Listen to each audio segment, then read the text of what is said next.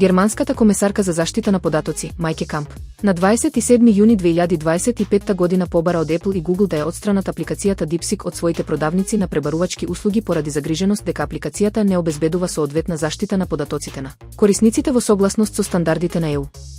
Камп го обвини DeepSeek дека илегално пренесува лични податоци кон Кина, додавајќи дека компанијата не дала убедливи докази дека таквите преноси се соодветно регулирани или заштитени според GDPR.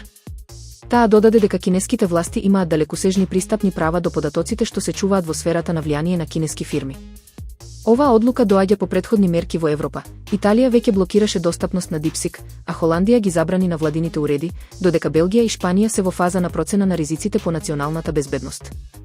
DeepSeek, стартап од Кина, предизвика внимание со тврдење дека нуди конкурентен AI модел по пониска цена од OpenAI и другите западни компании, но е предмет на истраги и критики за безбедност и за можна улога во кинески воени и разузнавачки активности.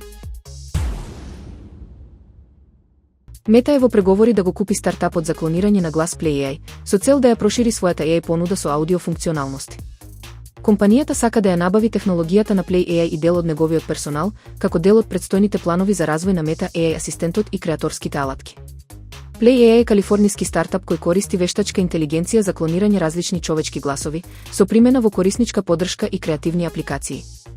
До сега, компанијата собрала вкупно $23,5 милиони од инвеститори како 500 стартапс, Kindred Ventures, Race Capital и други.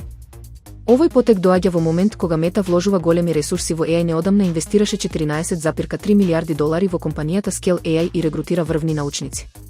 Проширувањето со функционалности за клонирање на глас е логичен следен чекор за аватари и AI асистенти кои зборуваат на реалистичен начин.